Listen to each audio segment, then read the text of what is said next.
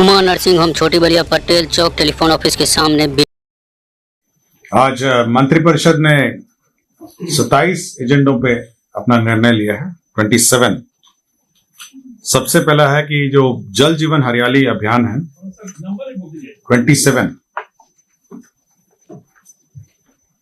तो जल जीवन हरियाली अभियान है, यह जल संसाधन विभाग का था। इसके अंतर्गत टर्नकी के आधार पर औरंगाबाद, डेयरी, सासाराम शहरों के लिए सोन नदी में उपलब्ध सतही जल जो सरफेस वाटर है उसके माध्यम से जो पेयजल उपलब्ध कराने का निर्णय लिया है। इसमें 1,347 करोड़ 32 लाख रुपए व्यय होंगे। 1,347 करोड़ की योजना है और ये जल जीवन हरियाली के में औरंगाबाद, डेयरी और सासाराम शहर जो हैं यह सोन नदी के निकट में अवस्थित हैं और जो सरफेस वाटर है उसको उपयोग करते हुए यह सरफेस वाटर उपलब्ध कराया जाएगा। इसमें एनीकट वियर है, वहां पे अपस्ट्रीम में उसको यूज किया जाएगा और विभिन्न जगहों पे पंपिंग स्टेशंस स्थापित किए जाएंगे और इन शहरों में फिर पानी आपूर्ति की जाएगी। दूसरा है पशु मत्स्य संसाधन विभाग है। इसके अंतर्गत मुख्यमंत्री तालाब मत्स्य विकास योजना स्वीकृत की गई है, जिसमें 45 करोड़ 66 लाख 71 हजार रुपए सैंक्शन हुए हैं। 45 करोड़ 66 लाख 71,000। इसके अंतर्गत तालाब में मत्स्य हेतु उन्नत इनपुट दिए जाएंगे, जिसमें 50 ग्राम वजन के अंगुलिकाएं दी जाएंगी। उन्नत मत्स्य बीज उत्पादन के तहत कार्रवाई की जाएगी। ट्यूबवेल तथा पंप सेट स्थापन किए जाएंगे। तालाब मत्स्यिका हेतु यांत्रिक एरिएटर स्थापित किए जाएंगे और कार्प हैचरी इनपुट सहायता दी जाएगी। इसमें आपका जो जनरल कम्युनिटी है, जो जनरल कास्ट है, उसको 50% अनुदान होगा और अनुसूचित जाति, जनजाति और अति पिछड़ों को 70% अनुदान दिया जाएगा। चतुर्थ कृषि रोड मैप के अंतर्गत दलहन फसल के प्रोत्साहन हेतु वित्तीय वर्ष 2024 में कुल 95 करोड़ 95 लाख 50 हजार रुपए लागत की योजना कार्यान्वित की जाएगी। ये दलहन दाल की योजना है और दलहन जो पल्सेस की योजना है, इसमें कार्य किए जाएंगे। एक नई पॉलिसी सरकार ने इस बार स्वीकृत किया है, वह है बिहार फिल्म प्रोत्साहन नीति 2024। इसके अंतर्गत विभिन्न जो फिल्म निर्माता हैं उनको 4 करोड़ तक अनुदान का प्रावधान किया गया है। मैं डिटेल्स आपको दे दूंगा। इसमें सिंगल विंडो के प्रावधान किए गए हैं, सिंगल विंडो क्लियरेंसेस के, ताकि राज्य में फिल्म शूटिंग को प्रोत्साहन मिल सके और राज्य में जो फिल्म निर्माता हैं यहाँ पर स्थानीय भाषा, हिंदी भाषा और अन्य भाषाओं में फिल्म शूटिंग कर सके। स्वास्थ्य विभाग में जीविका के माध्यम से जो सफाई कार्य चलता था, उसमें शुद्धि पत्र भी स्वीकृत किया गया है। इसमें जीविका को 1 रुपये 20 पैसा प्रति वर्ग मीटर प्रति माह अंकित हो गया था। इसको संशोधित करते हुए 1 रुपये 20 पैसा प्रति वर्ग मीटर प्रति दिन इसका करेक्शन किया गया है। तो हर जो जीविका ग्रुप हैं जो अस्पताल परिसर में सफाई करेंगी, वो 1 रुपये 20 पैसा प्रति वर्ग मीटर प्रति दिन उनको भुगतान किया जाएगा।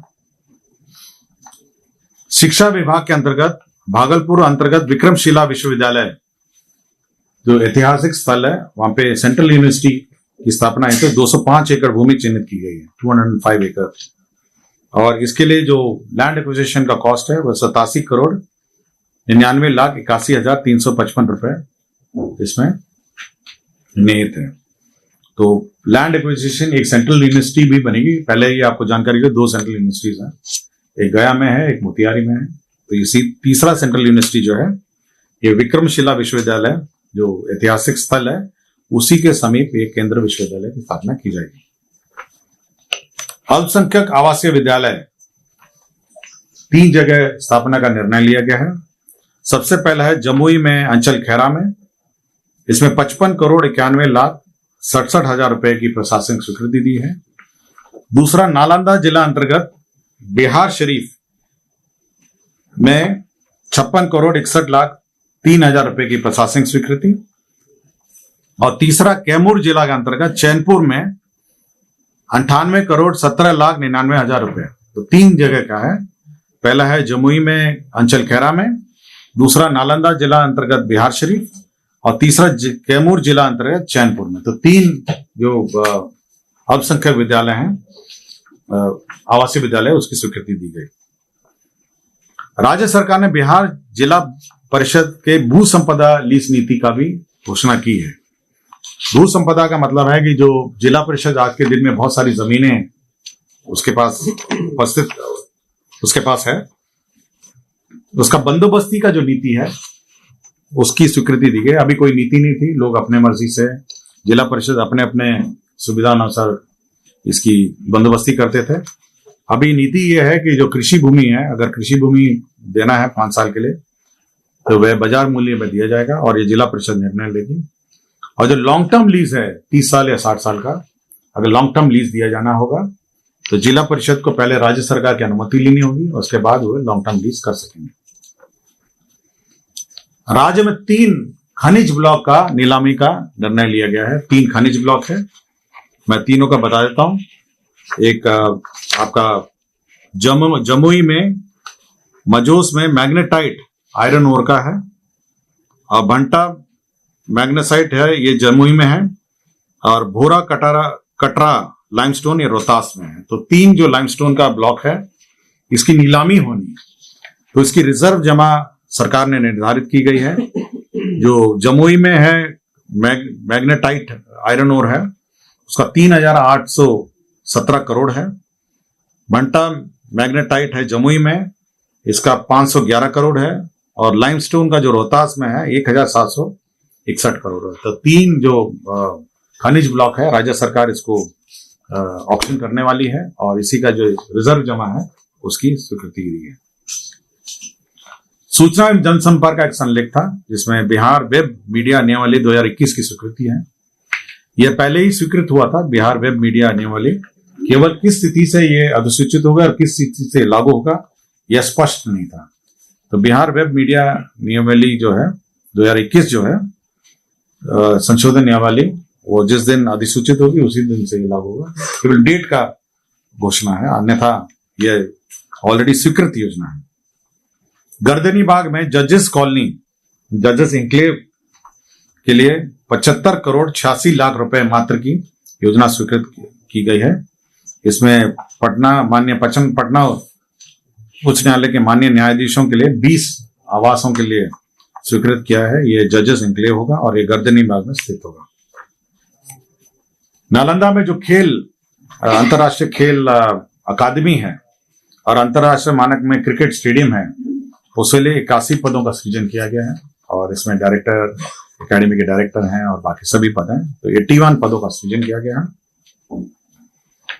शहरी क्षेत्र में जो निर्माण किए जाने हैं, शहरी क्षेत्र में छोटे मोटे काम रहते हैं, नली है, गली है और अन्य सभी काम है जो महत्वपूर्ण काम है, उसके लिए एक नई योजना ये स्वीकृत कैबिनेट ने की है। इसका नाम है मुख्यमंत्री समग्र शहरी विकास योजना। ये 2024 से ये शुरू होगी, 2025, और ये प्रभारी मंत्री जो जिले के प्रभारी मंत्री हैं उनके अध्यक्षता में एक कमेटी है और वह तय करेगी कि योजना का जो प्राथमिकता है वो तय करेगी और उसके बाद उस योजना का स्वीकृत होगा। तो केवल योजना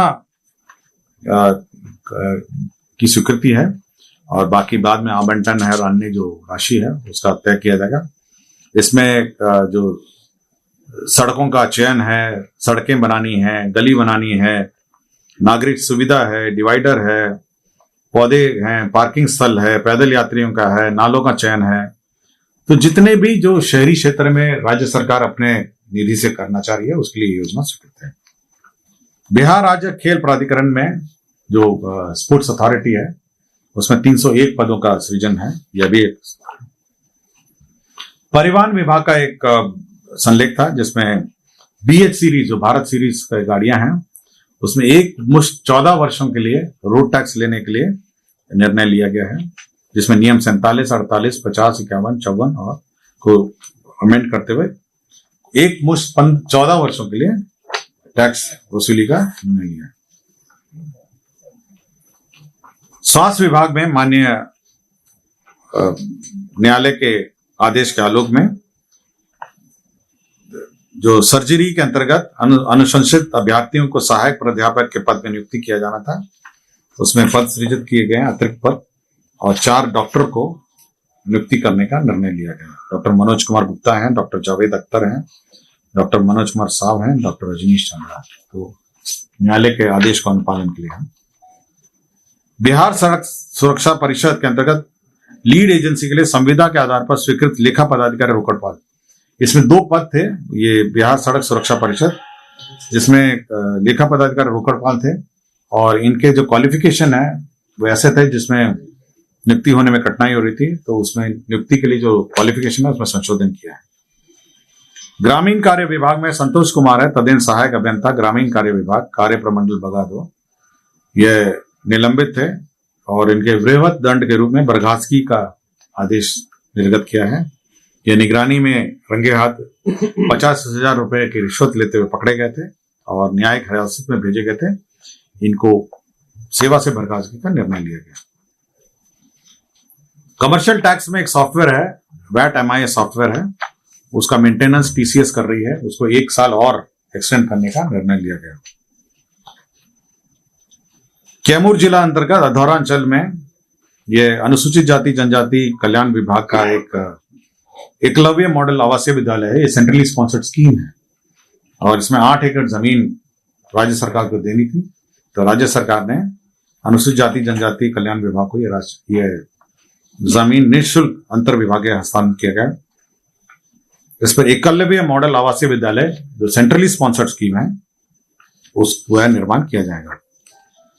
किशनगंज अंतर्गत दीगल बैंक अंचल में जो SSB है, जो सीमा सुरक्षा बल है, उसका कैंप के लिए भारत सरकार को जमीन सशुल्क 60 लाख रुपए में दी गई है। ये सीमा सुरक्षा बल का कैंप है। भविष्य निधि अंतर्गत यह वित्त विभाग का प्रस्ताव है। भविष्य निधि निदेशालय के अधीनस्थ कार्यालय लिपिक संवर्ग का है, जो अन्य लिपिकीय संवर्ग है सामान्य प्रशासन के, उसी के आलोक में यह संवर्ग भी भविष्य निधि का भी गठन किया गया। पंचायती राज विभाग ने एक पंचायत निर्माण कार्य मैनुअल की स्वीकृति दी है। अभी आज के दिन में जो पंचायती राज में जो योजनाएं संचालित हैं और जो पंचायत में मुखिया और उसके पंचायत सचिव हैं, आज के दिन में कोई ऐसा कोई विशेष गाइडलाइन नहीं है और स्थानीय स्तर पर भी मतलब कंप्लेंट्स प्राप्त होती थी।